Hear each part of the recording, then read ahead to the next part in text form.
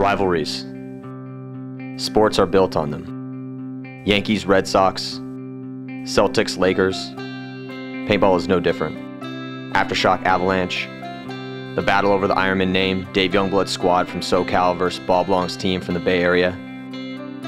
Some are built on respect, others on hatred and contempt. Sometimes it's a bit of both. Arguably the best rivalry of the 2009 season has been between Vicious and Excessive in the PSP Semi-Pro division. 7-0 beatdowns, 7-6 comebacks. One team's been there, scaled the mountain. They're looking to mold a new crop of hungry, unknown players into the next collective of Nicky Cubas and John Richardsons. Shape a team of professional champions under the wing of those who have been to the top, those who know the way. They want to prove that lightning can strike twice. The other team has no idea what it's like. No idea of the fight in front of them. They're just a bunch of kids from the middle of nowhere. No paintball pedigree. They don't know the way, the walk, the on-field etiquette, or the nature of the long battle they signed up for, and they don't care, because for them, the will to win comes naturally. Rumor has it whoever wins the World Cup will jump into the NXL Pro League for 2010, but nobody can say for sure. For Excessive and Vicious, it doesn't matter. They have to get through each other first.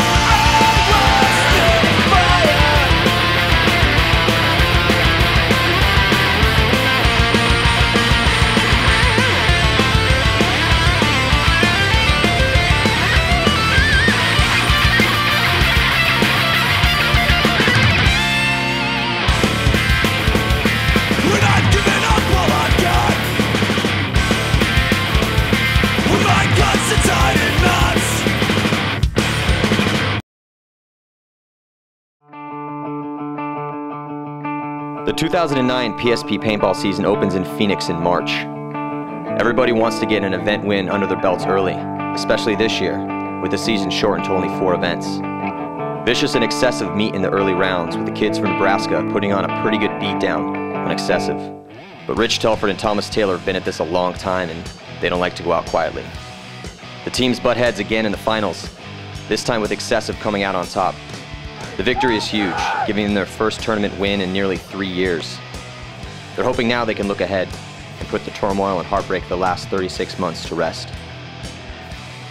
our finals match with Vicious in Phoenix, it was a good one. You know, they'd given us a pretty good whooping in the prelims. You know, we felt like everything that could have went wrong, but at the same time, you know, we should be professional paintball players and be able to, you know, step up from that. So going into the finals, you know, we had a lot to prove, I think, and we knew that they weren't going to take us lightly. Did we feel like we were under the microscope for Phoenix? You know, a little bit. You know, obviously, if we go out there and we sucked, it'd be bad for us, it'd be bad for our sponsors, it'd be bad for our fans. It doesn't matter what we do, man, we want to win. But, I mean, it was a battle. It was back and forth, you know, just great paintball on both sides, I think.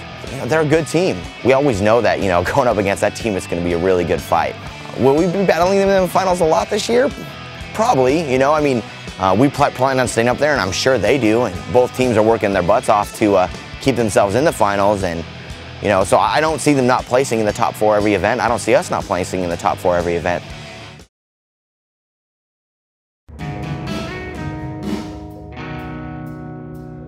The Mid-Atlantic Open hits the calendar in May.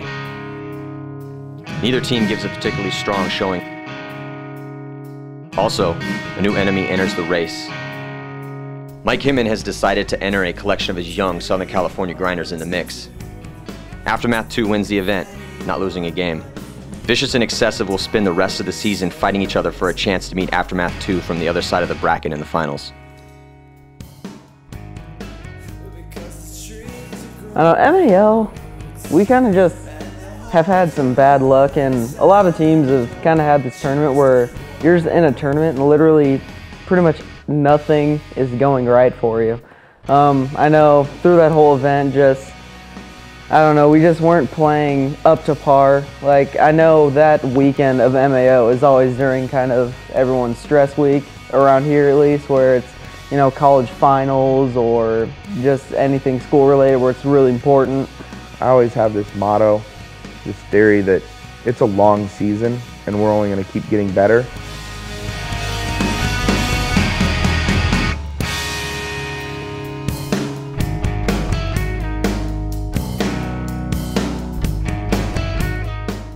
Traditionally, the Chicago Open serves as the halfway mark of the circuit. But with the 09 season amended to only 4 stops, it's going to be every team's final chance to position themselves well for the World Cup in October. Chicago is typically one of the bigger stops for the PSP, an annual paintball pilgrimage for all the amateur teams throughout the Midwest. So teams and fans from Michigan, Wisconsin, Ohio, Missouri, Illinois, and Minnesota will hit the highway, compete the lower divisions, and watch the big boys brawl. For Vicious, being from Nebraska, it's almost a home event. And it shows, as they have a rowdy fan base at the event. And it also holds significance for Excessive. It's on these same fields at the Bolingbrook Aquatic Center that the superstar Incarnation won their last event in June 2006, right before everything fell apart. Chicago is always hot and muggy, and an aggressive bloodbath. This year is no different.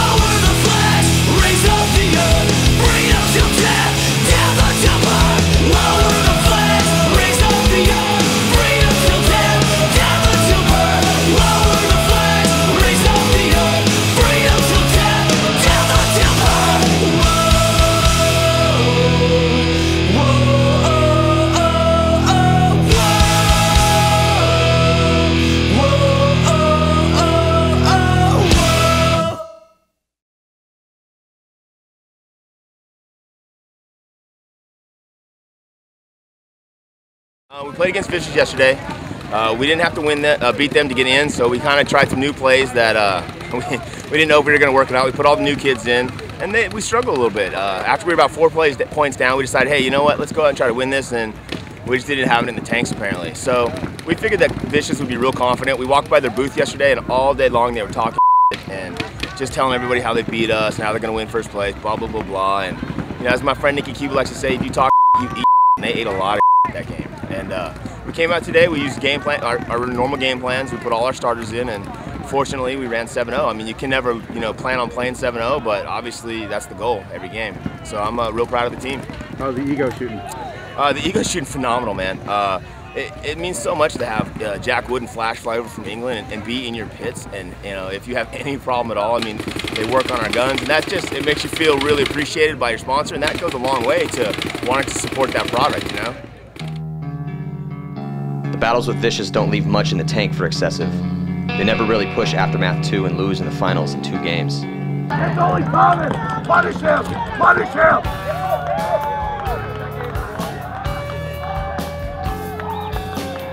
Hey! Chicago was a great event for Vicious and a great event for us. We were playing well, you know, we wasn't playing 100%, I don't think, at the beginning of the event. We were doing enough to get by. You know, going into Chicago, you know, we're like looking at all these teams signing up, and we're like, wow, this kind of sucks, because there's teams signing up and playing in semi-pro that really don't deserve to be there. So we ended up getting a draw that wasn't exactly very hard. We also knew that we had some game plans we wanted to try, but we didn't want to show our hat too soon. We went into the last game of the prelims against Vicious, knowing that we didn't need to win it because we was already through. So we just had to go out there and get a feel of each other. And Vicious was in the exact same position. You know, then we ended up playing Excessive for the last match of the prelims, and we went out and pretty much just put it on them. We wasn't too worried that we'd lost. It was okay. I can remember saying to Rich halfway through the match, it was like 3-0. I'm like, we need to change. This is killing me. I can't keep going out and losing points like this. And he said, well, why do you want to show them what we're going to do tomorrow now? And I'm like, because I don't want to keep getting shots on the field. And you know, he was right. He wanted to save what we had ready for the next day when we played them. And we play them in the match that means something, the match that decides whether we go for the finals or we go for 3rd and 4th. You know, there's all sorts of, you know, you don't respect us, or, you know, whatever it might be, you know. I mean, like, they had a guy on Excessive go over and counter coach a Division 4 team, like playing 5-man. It's just like, really? Like, wow, like we're going to that level now? You know, disrespect us, disrespect you type thing. And I'm not one to just sit back and keep my quiet about that. So I went and, you know, told Junior, hey, if you don't like me, I really don't care. That day after they beat us 7-0, there was a lot of talk in the stands from them and from their fans, and them talking to their fans that, wow, you know, Excessive suck, you just smash down on them, we'll do the same again tomorrow. And rightly so, you know, that's what teams do. We talk to each other, and that's what they did. So we went into the next day with a lot of fire. And I think the problem that we had was Saturday night, while I'm sure Rich had those guys worked up into some sort of little fury, you know, and going over game plans and doing all this, you know, we went and played pool and ate dinner. And that was all that we did as a team. You know, we had a real quick little 5-minute meeting, and yeah, it's probably a bad leadership decision on my part. I should have pulled the reins back. We went out there, we did the new game plans. We did the game plans that we wanted to do, and we'd already scouted for them, and it paid off, and we smashed it down their throats.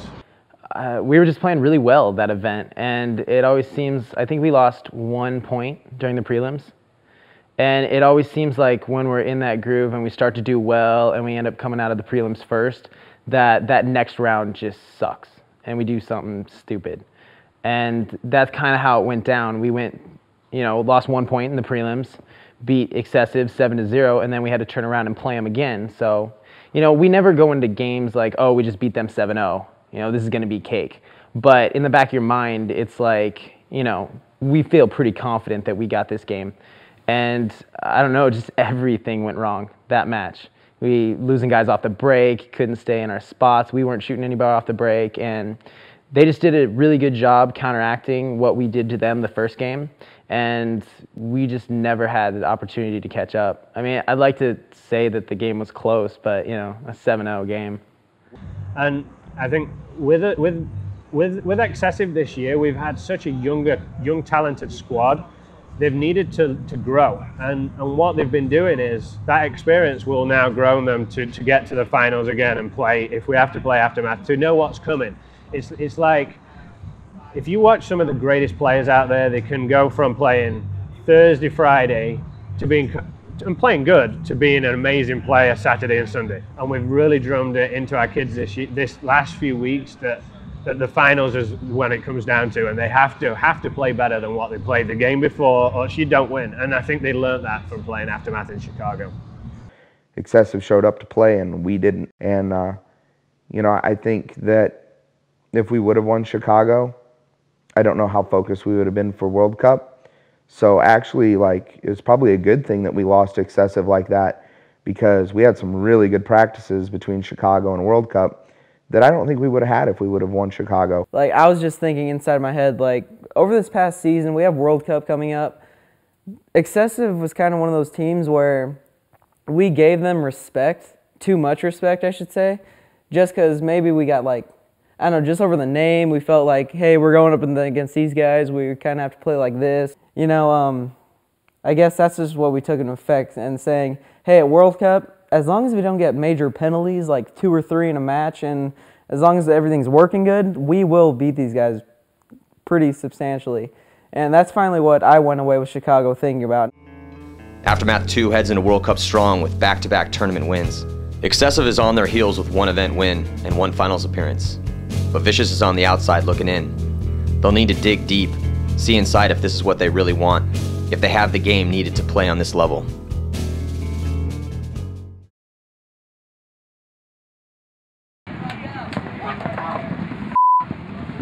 I pretty much think, my theory is, if you don't personally know Greg and if you have not known him for a while, that you will pretty much not like him.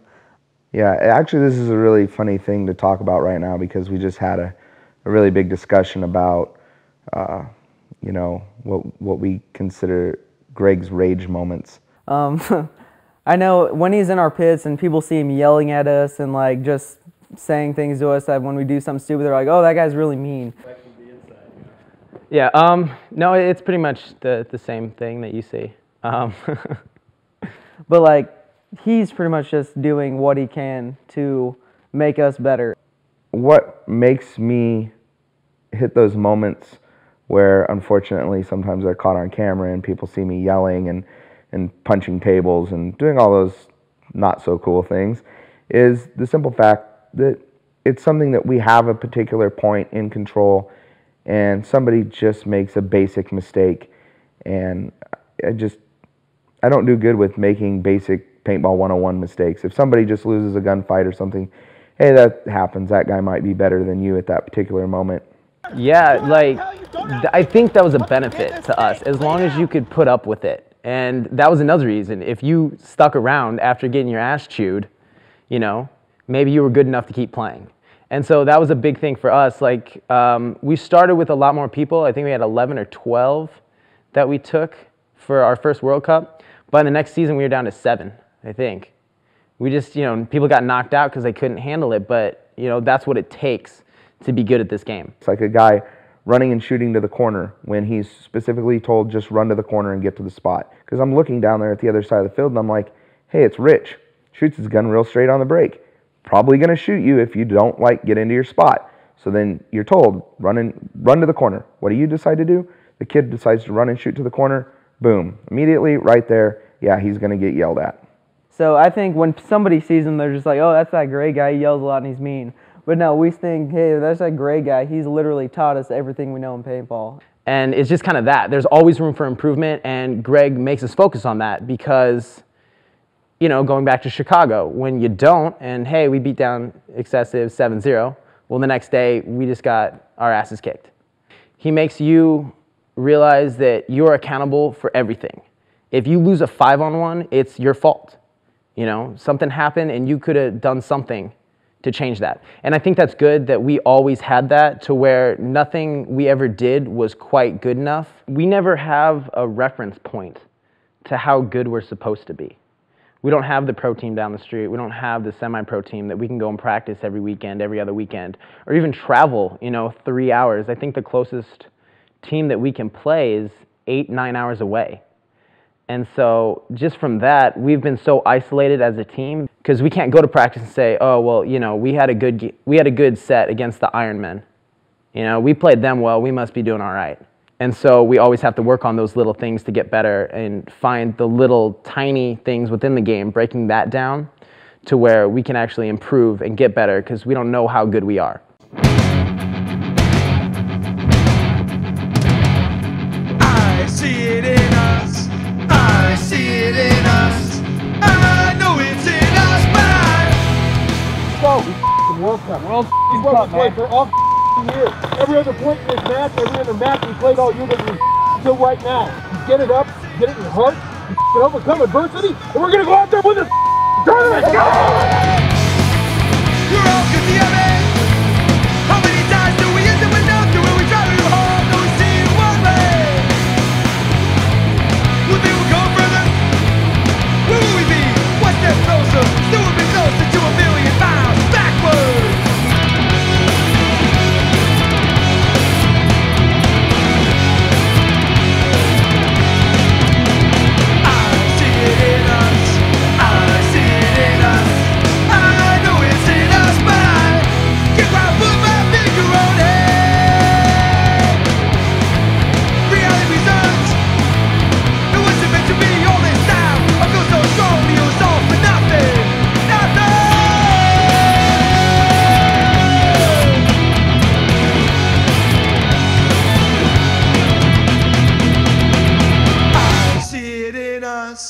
I see it in us. I know it's in us. I know it's in us, but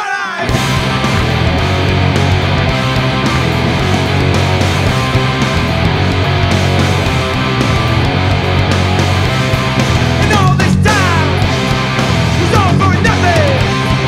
All this time was all for nothing.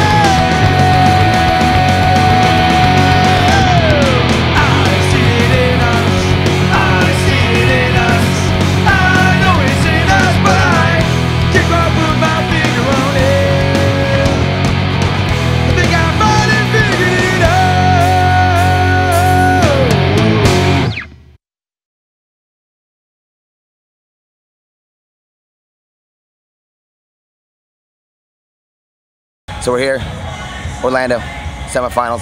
We're down one game. Yeah, what can I say? They shot more guys off the break and they were more aggressive. They did exactly what we were supposed to do. We didn't do it. We're going to be doing the same thing right now, and I think our players are better, and I believe we're about to see a good game. Every game we assert our will upon them. Know that. Believe that. We pushing them and we pushing them and we're pushing them. We make them scared to step on this field. Remember who you are. You are excessive. Excessive wins.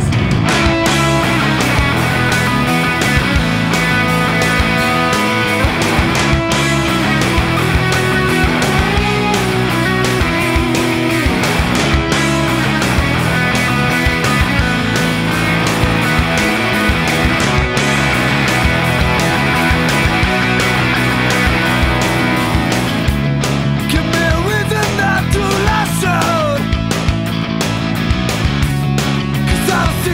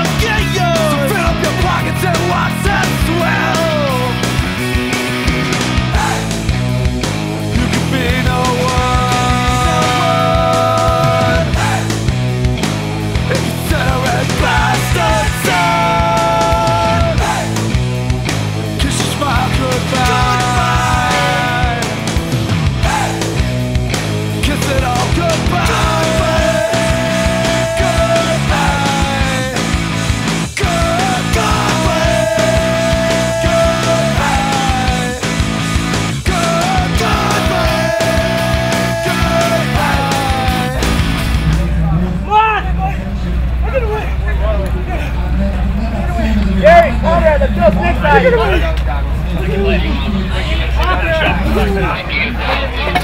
you. Anchor shooting from back center. Anchor shooting from back center. You and Jerry next time. Me and Jerry. Ready, go. I know you want to win. Relax. Let's go. Calm down. Justin, you got to get real calm in a minute, man. Come on, Dustin. Who's coming this way? Okay, you go back. Hey, Justin. Let's go, Bishop!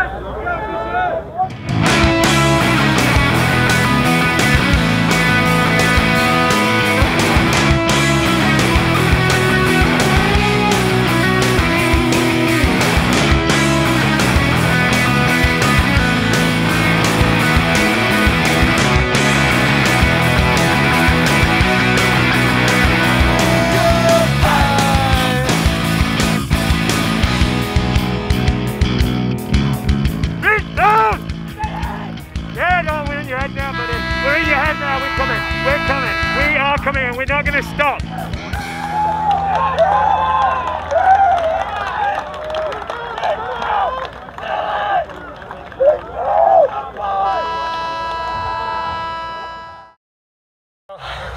Luckily for the first time this event, they happened to get some penalties, which gave us a chance to come back.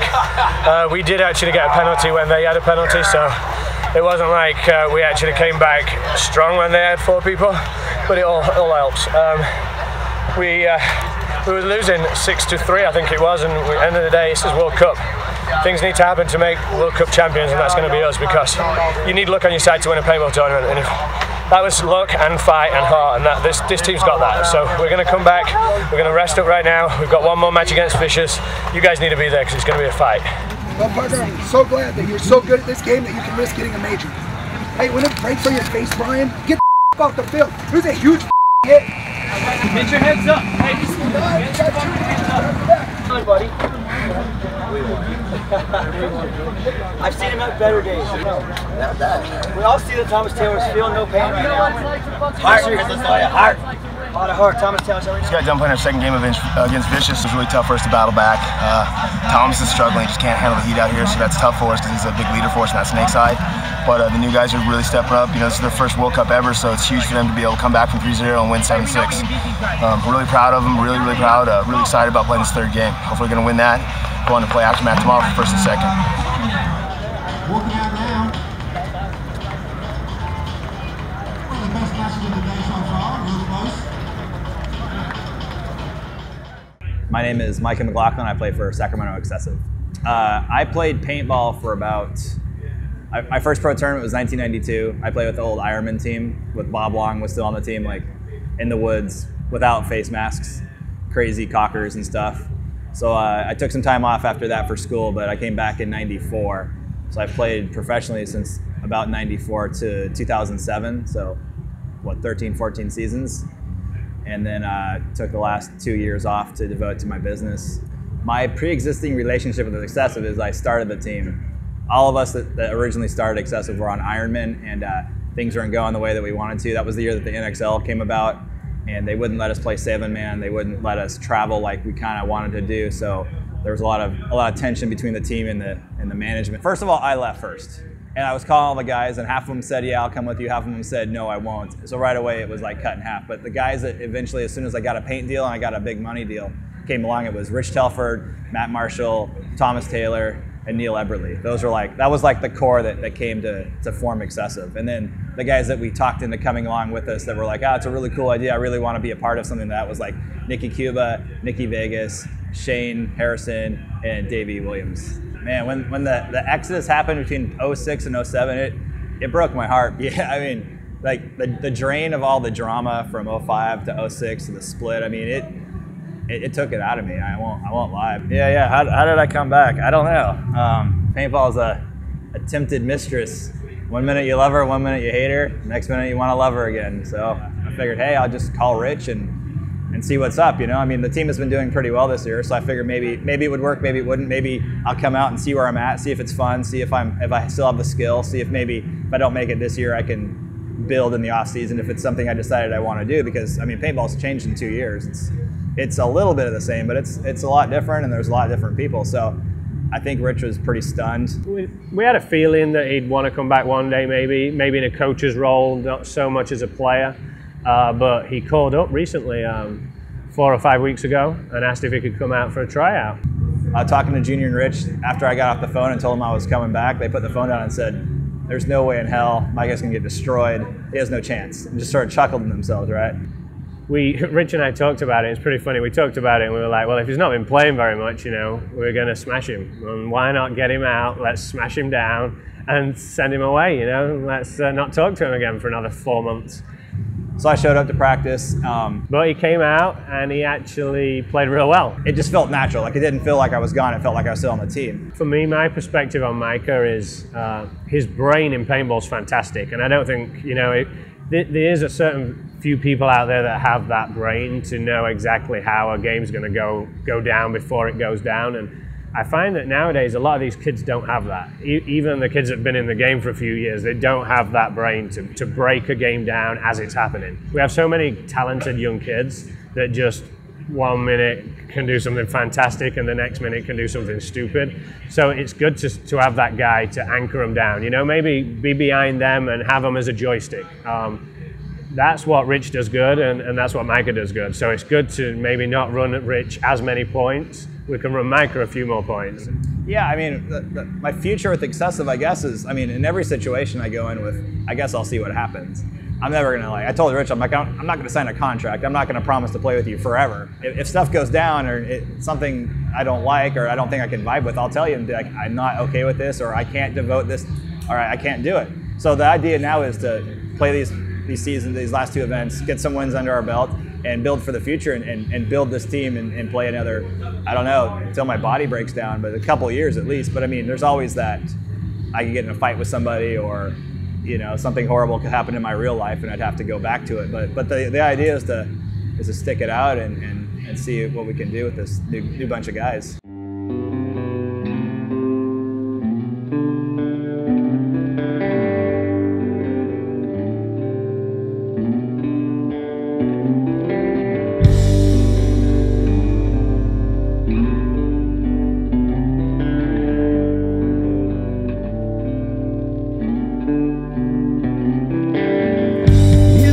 Example of what my life does to me.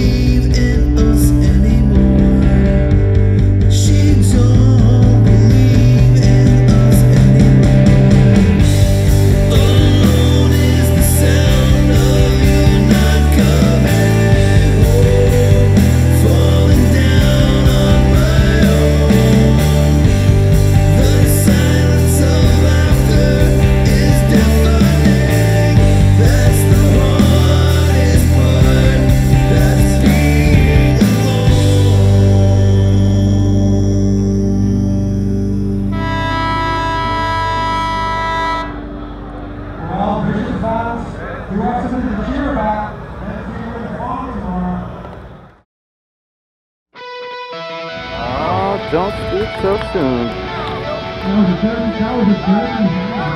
Oh, we got a dirty hang, boys and girls. All right, we got a dirty hang. Not done yet, kids.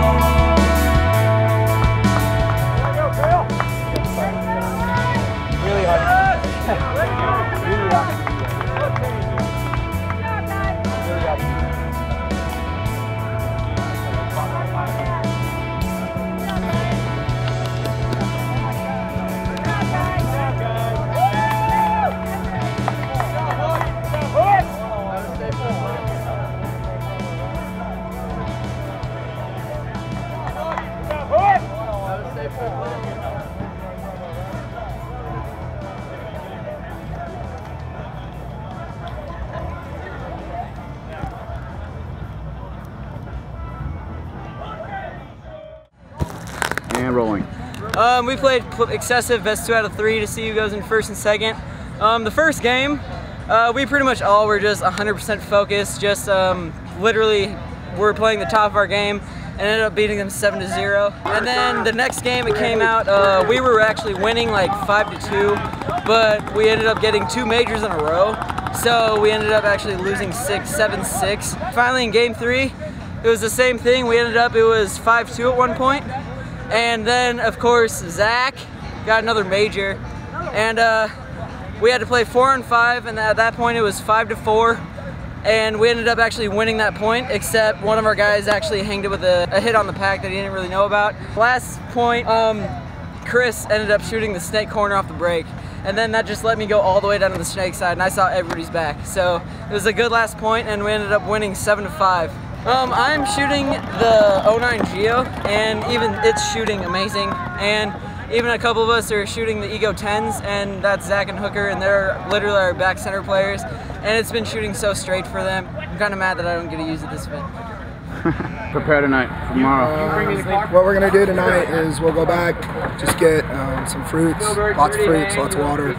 We'll just relax, talk about all the lack of focus that we had today, really. I mean, we just really broke down mentally a lot.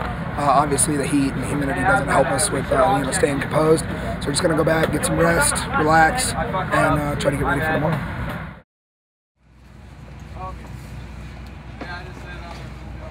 In a sport where in the end you fight only for respect, you have to ask yourself what defines a year or a career. You play to fill your head with things other people will never see. The wins, the trips, the stories, the memories, and the rivalries. But first and last, it's a test against yourself.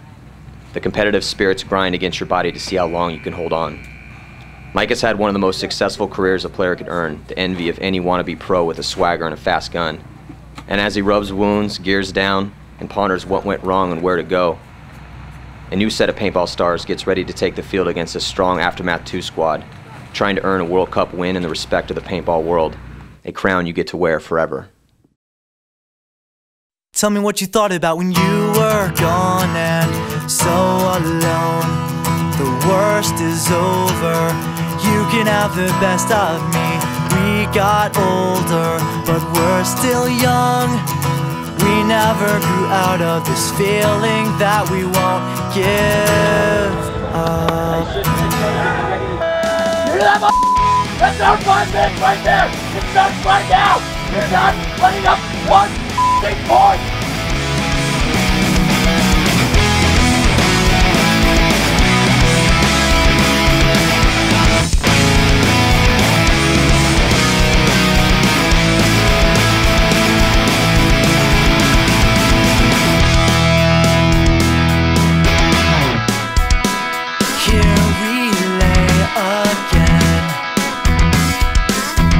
Two separate beds, riding phone lines, sweet off familiar voice, a picture drawn from memory. We reflect on miscommunications and misunderstandings, and missing each other too much to have had to let go.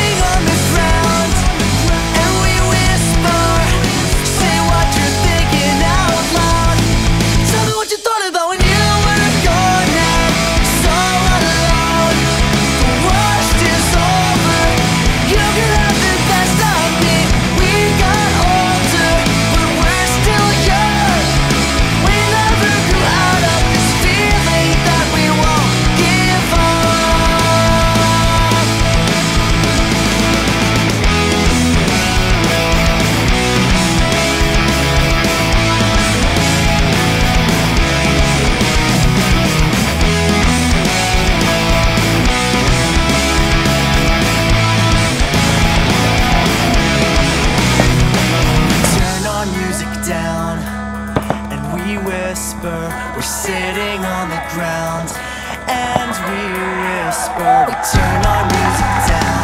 We're sitting on the ground. Tell me what you thought about when you were gone. So alone. The worst is over. You can have the best of me. We got older,